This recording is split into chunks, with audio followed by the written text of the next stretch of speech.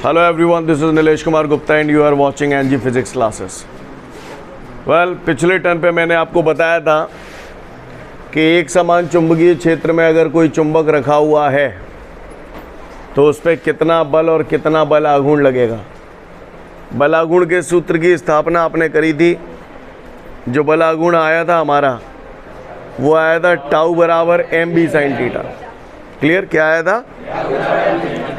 Tau बराबर M B sine theta. Clear? अच्छी बात है। आप लोगों ने एक चित्र भी बनाया था इसका। एक आप लोगों ने जो चित्र बनाया था ना, वो चित्र ऐसा था। इस चित्र में आप लोगों ने एक समान चुंबकीय क्षेत्र दिखाया था ऐसे।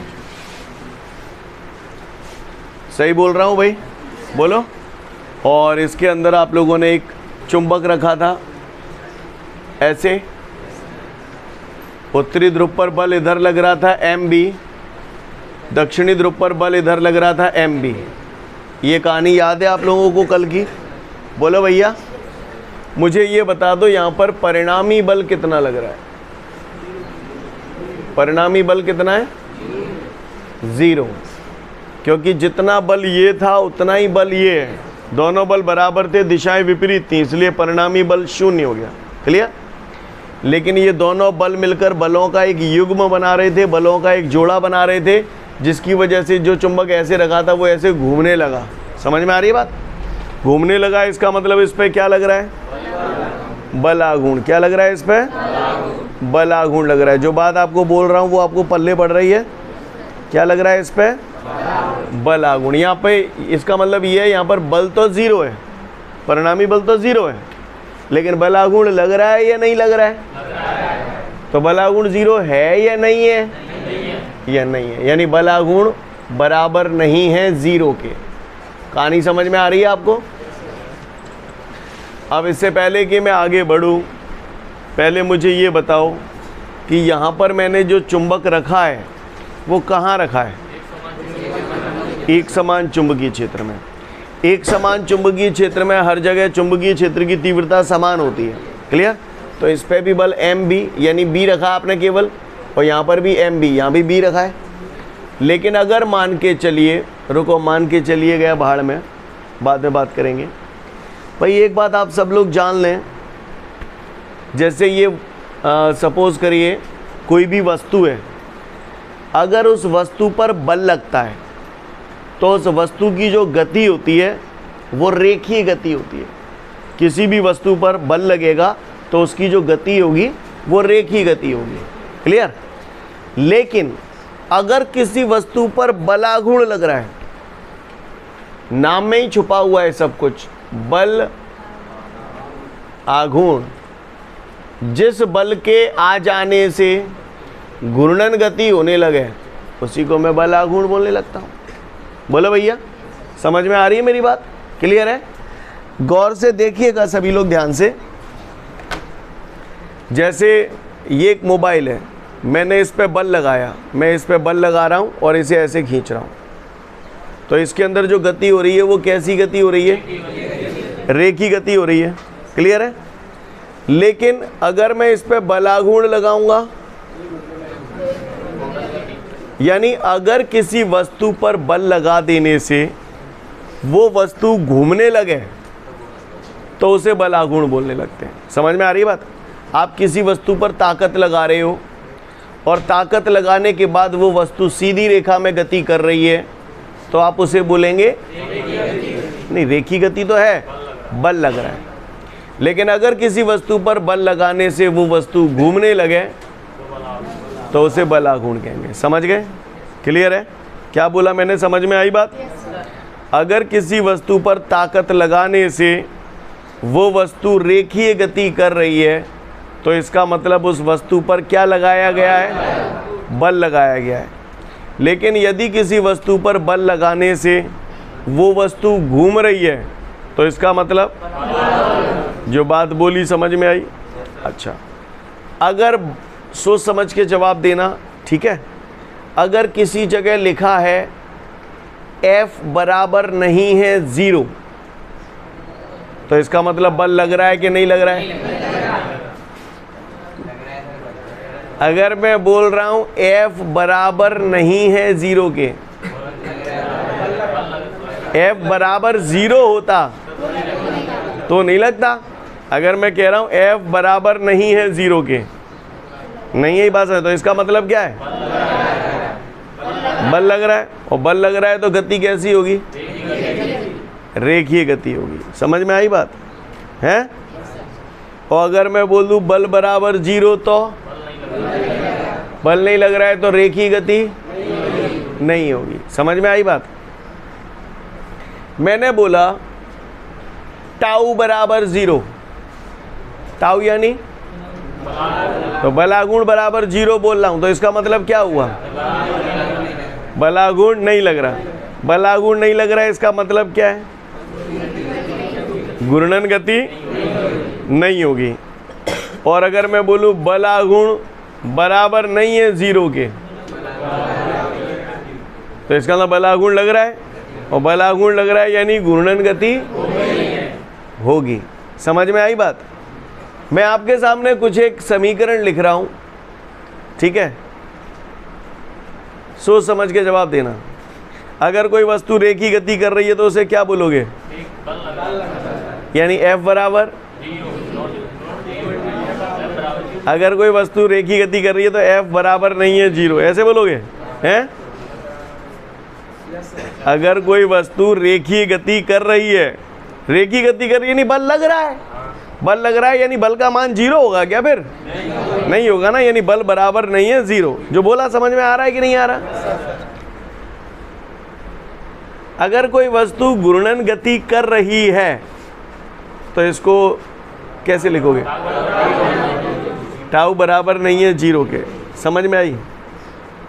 ठीक है। अगर मैंने लिखा F बराबर 0, जाको मतलब क्या है? बल नहीं लग रहा है, मतलब समझ गए? ठीक है, समझदार हो तो चूतियों की तरह रिएक्ट मत करना, सोच समझ के जवाब देना, ठीक है? ये जो चुंबक रखा है इस पे परिणामी बल कितना है? परिणामी बल 0, यानी रेखीय गति नहीं होगी। यानी ये जो चुंबक ऐसे रखा है वो ऐसे आगे नहीं जाएगा, लेकिन बलागुण बराबर नहीं है 0, तो इसका मतलब क्या हुआ? बस चुंबक यहाँ पर जो ऐसे रखा है वो केवल यूँ घूमेगा। अगर मैं यूँ सोचूं चुंबक आगे जाएगा क्या? तो नहीं जाएगा। कहानी समझ में आ रही है? सोच लो, अगर समझ में आ रही है तो खुद बताना। अब ये जो अगर मान के चलो मैं चुंबक को ऐसे चुंबकीय क्षेत्र में रखूं जो एक असमान चुंबकीय क्षेत्र है। कैसा चुंबकीय क्षेत्र है? मतलब मान के चलो मैंने ऐसा चुंबकीय क्षेत्र बना दिया, समझना मेरी बात को, ऐसे करके एक असमान चुंबकीय क्षेत्र बना दिया मैंने। जहाँ चुंबकीय बल रेखाएं पास पास होती है वहाँ चुंबकीय क्षेत्र की तीव्रता अधिक होती है, याद आ रहा है? जहाँ दूर दूर होती है वहाँ कम होती है। अब मैंने जहाँ मैं चुंबक रख दूँ, ठीक है भैया, तो उत्तरी ध्रुव पर बल चुंबकीय क्षेत्र की दिशा में तो M B, और जहाँ पे विपरीत दिशा में M B। अब बता B रखेंगे या B1 B2 रखूँ? क्यों रखूँ B1 B2? अलग अलग जगह पे अलग अलग है, जे B1 है जे B2 है। अच्छा, ध्रुव प्रबलताएं समान रखूँ या अलग अलग रखूँ? ध्रुव तो बे ही है, समान ही रहेंगी ध्रुव प्रबलताएं तो। अब आप बताओ ये बल और ये बल बराबर है क्या? नहीं है, तो परिणामी बल 0 होगा क्या? नहीं होगा, यानी F बराबर नहीं है 0, यानी कैसी गति होगी? रेखीय गति होगी। पहली बात समझ गए। दूसरा, बल मिलकर बलों का जोड़ा भी बना रहे हैं, बलों का जोड़ा बना रहे हैं तो ये इसे क्या करने की कोशिश करेगा? घुमाने की। तो जाको मतलब टाउ बराबर नहीं है 0, तो जाको मतलब क्या है? बलागुण नहीं लग रहा है कि लग रहा है? लग रहा है, क्योंकि बलागुण बराबर नहीं है 0, और बलागुण लग रहा है तो जाको मतलब क्या होगा? घूर्णन गति होगी। जहाँ पे तुमने कहा कि यदि रेखीय यानी रेखीय गति होगी और घूर्णन गति होगी, तो कहानी कैसे होगी समझने की कोशिश करिए हो जाए। जे कहानी जो होगी, जो चुंबक आगे जागो और संग में घूमतू जागो। नहीं आई मेरी बात समझ में? कहानी समझ में आ रही है आप लोगों को? बोलो भैया। ये चुंबक यहाँ रखा है, अगर ये असमान चुंबकीय क्षेत्र में रखा जाएगा तो ये आगे भी बढ़ेगा और घूमता भी जाएगा ऐसे करके। समझ में आ रही है बात? आगे क्यों घूम रहा है? क्योंकि बल बराबर नहीं है 0, तो रेखीय गति हो रही है। बोलो भैया। और घूम क्यों रहा है? क्योंकि बलागुण बराबर नहीं है 0, बलागुण भी लग रहा है। बात समझ में आ रही है? जब चुंबक को एक समान चुंबकीय क्षेत्र में रखा जा रहा था तो कौन सी गति हो रही थी? घूर्णन गति हो रही थी। रेखीय गति हो रही थी क्या? क्यों नहीं हो रही थी? क्योंकि परिणामी बल 0 था। यानी जब F बराबर हो 0 और टाउ बराबर नहीं है 0, तो ऐसी स्थिति में क्या होगा? रेखीय गति नहीं होगी, केवल घूर्णन गति होगी। लेकिन जब किसी चुंबक को असमान चुंबकीय क्षेत्र में रख दिया जाता है तो ऐसी स्थिति में रेखीय गति और घूर्णन गति। ये कहानी क्यों लिखी मैंने, समझ में आई? एक नोट दिया है, पढ़ लो, समझ जाओगे। इसके बाद अब हमारे सामने एक सवाल दे रहा है। वो कह रहा है एक छड़ चुंबक को 6 × 10⁻⁴ न्यूटन प्रति एम्पियर मीटर की तीव्रता वाले चुंबकीय क्षेत्र के लंबवत रखने के लिए, पहले तो सुनो, छड़ चुंबक को कितने चुंबकीय क्षेत्र की तीव्रता वाले क्षेत्र में रखना है? 6 × 10⁻⁴ है ना, 6 × 10⁻⁴ चुंबकीय क्षेत्र की तीव्रता दे रहा है आपको। कितनी दे रहा है? 6 × 10⁻⁴ न्यूटन प्रति एम्पियर मीटर। सीन क्लियर है भैया सभी को? ओके। और इसको बोल रहा है ये जो चुंबक को मैं रख रहा हूँ चुंबकीय क्षेत्र में, लंबवत रख रहा हूँ। लंबवत रख रहा हूँ यानी थीटा बराबर 90 डिग्री हो गया।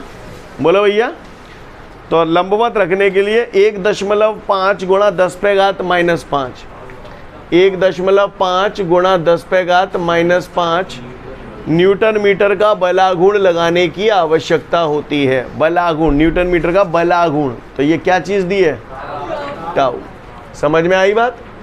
लगाने की आवश्यकता होती है।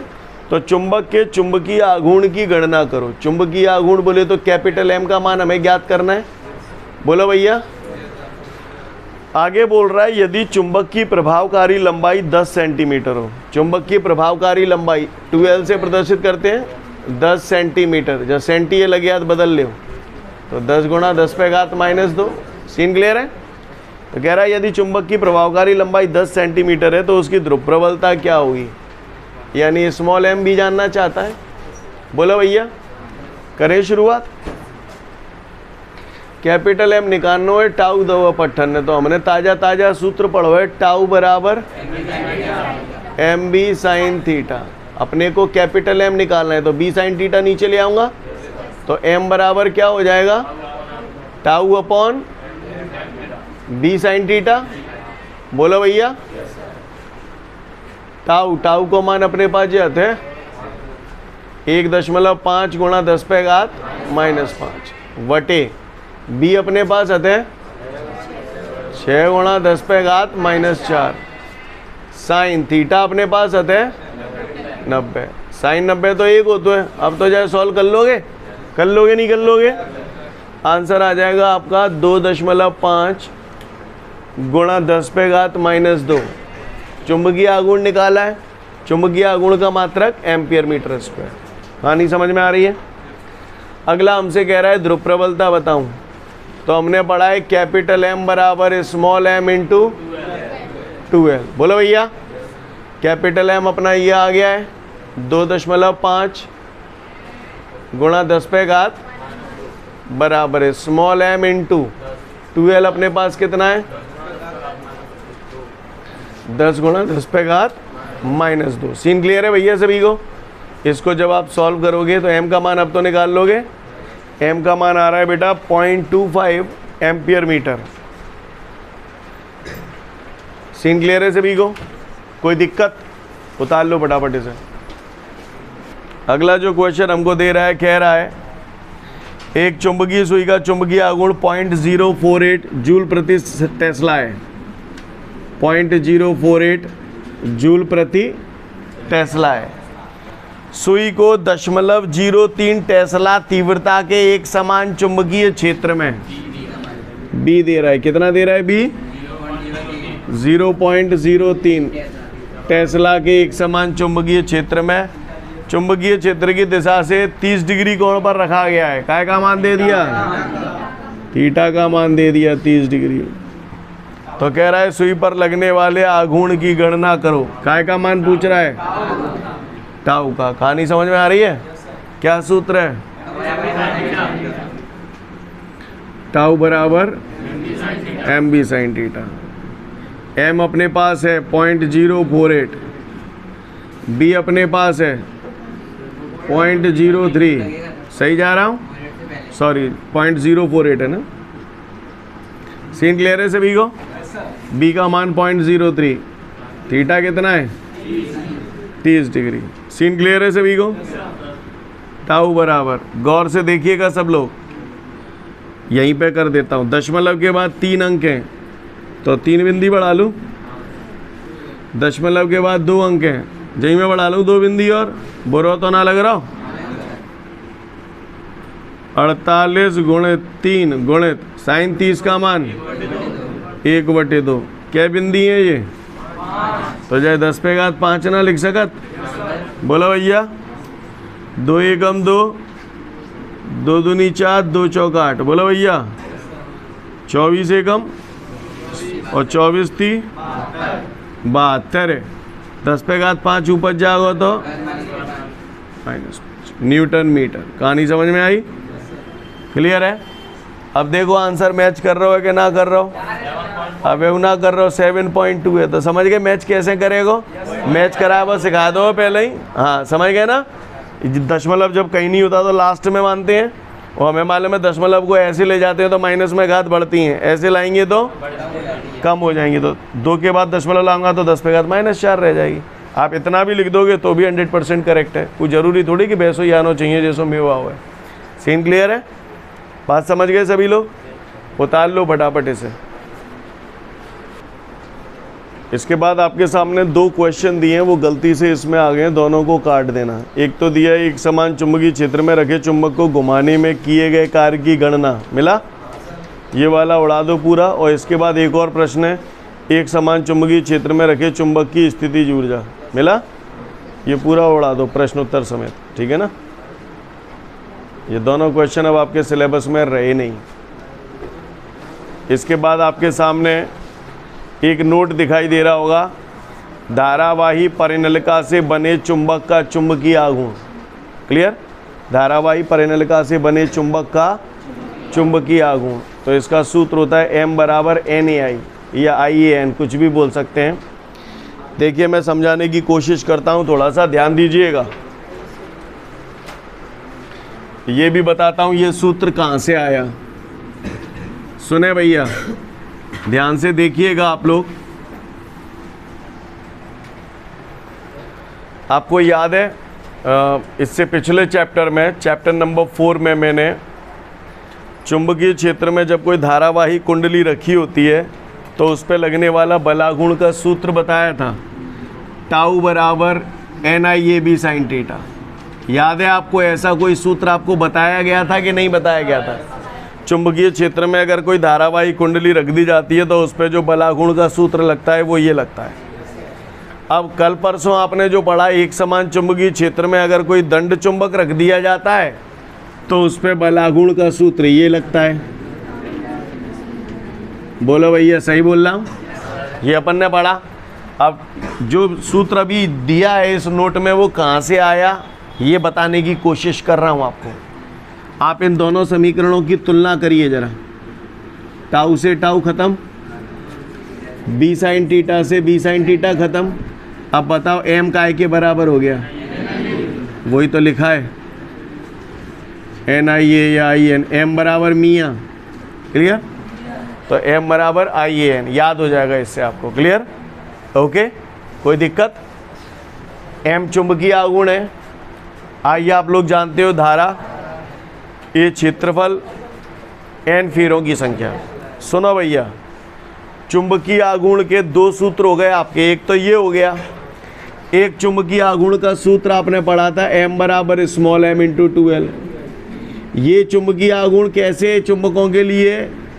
ऐसे चुंबकों के लिए। समझ गए ना? 2L इसी में ही तो होती है। बोलो भैया। लेकिन हमने ये भी पढ़ा था कि धारावाही परिनलिका ये भी तो चुंबक की तरह व्यवहार करती है। अब जाको अगर मोए चुंबकीय आघूर्ण निकालनो है तो मैं जीवारो सूत्र लगाऊंगा, क्योंकि धारावाही धारा जई में तो बह रही है।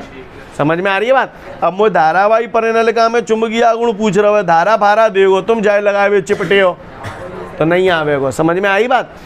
क्लियर? तो धारावाही परिनलिका का चुंबकीय आघूर्ण अगर मुझे निकालना है तो मुझे ये सूत्र लगाना पड़ेगा। आई समझ गए? बहने वाली धारा एन समझ गए? फेरों की संख्या पढ़े लिखे हो, चैप्टर 4 में सब पढ़ा चुका हूँ। ए जो है, ए क्या है वो समझना है। तो ए है ये जो फेरा है उसका क्षेत्रफल। क्लियर? समझ में आ रही है बात? ये जो अनुप्रस्थ काट का क्षेत्रफल, इसी पे ही तो लिपटी हुई है ये, तो इसके अनुप्रस्थ काट का क्षेत्रफल। कहानी समझ में आ रही है? किसके अनुप्रस्थ काट का क्षेत्रफल समझ में आई बात कि नहीं आई? जैसे मान के चलिए, मैं समझाने की कोशिश करता हूँ थोड़ा सा आपको। जे फेरा जई के ऊपर तो लपेटो है, बोलो ऐसे ही तो लिपटो है जे फेरा। तो ये जो क्षेत्रफल है, समझ गए? और यही क्षेत्रफल ये होगा और यही क्षेत्रफल ये होगा, इसीलिए बोल दिया अनुप्रस्थ काट का क्षेत्रफल। कहानी समझ में आई है? क्लियर है? अनुप्रस्थ काट तो मैं पहले भी बहुत आपको बता चुका हूँ, जब प्रतिरोध वगैरह आपको पढ़ाया था। तो कभी भी कोई अगर आपसे पूछे धारावाही परिनलिका के चुंबकीय आघूर्ण का सूत्र क्या है, तो m बराबर I/N, I धारा है, A क्षेत्रफल है और n फेरों की संख्या है। सीन क्लियर है? कोई दिक्कत? देख लो नोट, समझ जाओगे। इससे पहले कि आगे बढ़ूं, पहले आप मुझे एक बात बताओ, किसी चुंबक के चुंबकत्व का विनाश किस प्रकार किया जा सकता है? समझ गो। तो आप बताओ, लोहे का एक दंड चुंबक है, अगर मैं उसे पिघलाऊंगा तो क्या होगा? अगला प्रश्न पढ़ लो। आगे बढ़ते हैं। अब अगला मुझसे कह रहा है, चुंबकीय पदार्थ के प्रकार बताइए। ये चुंबकीय पदार्थ कितने प्रकार का होता है समझाइए। तो गौर से सुनिएगा आप लोग। आपको याद है जिस दिन चैप्टर 5 की शुरुआत हमने की थी, मैंने बोला था कि भैया ये चुंबक है, इसके पास अगर मैं कुछ पदार्थ ऐसे रखता हूं जो इन्हें आकर्षित कर लेता है, तो ऐसे पदार्थों को आप लोग चुंबकीय पदार्थ कहते थे, है ना? लेकिन इन चुंबकीय पदार्थ के लक्षणों के आधार पर हम लोग चुंबकीय पदार्थों को भी अलग अलग प्रकार में बांट देते हैं। समझ में आ रही है बात? तो अब प्रश्न हमारा यही है कि चुंबकीय पदार्थ कितने प्रकार का होता है? चुंबकीय पदार्थ, तो भैया चुंबकीय पदार्थ होते हैं 3 प्रकार के। कितने प्रकार के? हाँ, एक होते हैं प्रतिचुंबकीय पदार्थ, एक होते हैं लौह चुंबकीय पदार्थ, एक होते हैं अनुचुंबकीय पदार्थ। क्या बोला मैंने? हाँ, कोई भी पूछे चुंबकीय पदार्थ कितने प्रकार के होते हैं तो बोलना 3 प्रकार के होते हैं। कौन कौन से? हाँ, ऐसे बोल दोगे? तो अगला प्रश्न पढ़ लो, फिर इसी के बारे में अपने को बात करनी है। तो हमने देखा कि चुंबकीय पदार्थ 3 प्रकार के होते हैं, प्रतिचुंबकीय पदार्थ, लौह चुंबकीय पदार्थ, अनुचुंबकीय पदार्थ। अब मैं कुछ चूतियामेटिक टाइप बातें कर रहा हूँ, तो आप थोड़ा समझने की कोशिश करना, इनका यूज़ आएगा कल, ठीक है? प्रतिचुंबकीय पदार्थ, तो प्रति से मुझे जुगाड़ मिलती है प्रतिकर्षित। अगर प्रतिचुंबकीय पदार्थ बोलूँगा तो आपको प्रतिकर्षित वर्ड याद आ जाएगा। ये चीज़ें मैं आपको इसलिए बता रहा हूँ जिससे इस क्वेश्चन को याद करने में आपको आसानी होगी। अनुचुंबकीय पदार्थ, अनु आ रहा है, अनु, अनुसार, अनुसार। एक आदमी गांधी जी के अनुसार चलता है, इसका मतलब जिस रास्ते से गांधी जी गए हैं उसी के अनुसार वो चल रहा है ना? समझ में आता है ना अनु? और अगला मैंने बोला लौह चुंबकीय पदार्थ। लौह ते लोहा तो दिमाग में घुसी गो होगा। क्लियर? समझ गए? अच्छी बात है, आप महान है, ये वर्ड याद रखना। पिक्चरें देखते हो? अच्छा, मैं जो बता रहा हूँ उसके ऑप्शन सुन लो। ऑप्शंस है हीरो, हीरोइन, विलन, ठीक है? इन तीनों में से कोई एक आंसर होगा। अब आप बताना क्या आंसर है आपका। मैं नाम बोल रहा हूँ, शाहरुख खान हीरो, समझ गए? अमिताभ बच्चन, अमरीश पुरी, अमरीश पुरी का है विलन, गुंडा, है ना? क्लियर है? ओके, यानी जो काम हीरो करेगा अमरीश पुरी उसके विपरीत दिशा में करेगा। बोलो। अच्छा, अमिताभ बच्चन जानते हो? शाहरुख खान जानते हो? लंबाई किसकी है? दोनों की है, दोनों की। मैंने जो थोड़ी पूछो लंबाई किसकी ज्यादा है? लंबाई तो दोवन की है। पैदा हुए के बाद दो बड़े होंगे, हैं? ज्यादा किसकी है? अमिताभ बच्चन की लंबाई ज्यादा है। किससे? मतलब दोनों पैदा हुए के बाद बड़े ही हैं, बस अमिताभ ने ज्यादा बढ़ो, शाहरुख ने कम बढ़ो। सही बोल रहा हूँ ना? समझ में आ रहा है जो बोल रहा हूँ? इसमें जो लौ चुंबकीय पदार्थ होते हैं ना, वो अमिताभ बच्चन होते हैं। कौन होते हैं? हाँ। और जो अनुचुंबकीय पदार्थ होते हैं, क्योंकि वो अमिताभ बच्चन के अनुसार हीरो है ना दोनों, समझ गए? तो अनुचुंबकीय पदार्थ कौन होते हैं? शाहरुख खान। और प्रतिचुंबकीय पदार्थ कौन होते हैं? अमरीश पुरी। जे साले उल्टे ही चलेंगे। क्लियर? समझ में आ रही है बात? तो इस कहानी को मैं आगे कल पूरी करूंगा। जो मैंने क्लू दिए छोटे छोटे, आपको समझ में आए? अच्छे से पढ़ के आना। और मैं फिर बोल रहा हूँ, जिन लोगों के ड्यूज रह गए हैं, कल लास्ट दिन है। क्लियर? सोमवार से दिक्कत होगी। जिन लोगों ने अपना सेकंड इंस्टॉलमेंट डिपॉजिट नहीं किया है, कर लें उसको। Thank you everyone, have a great day to all of you guys. जय हिंद।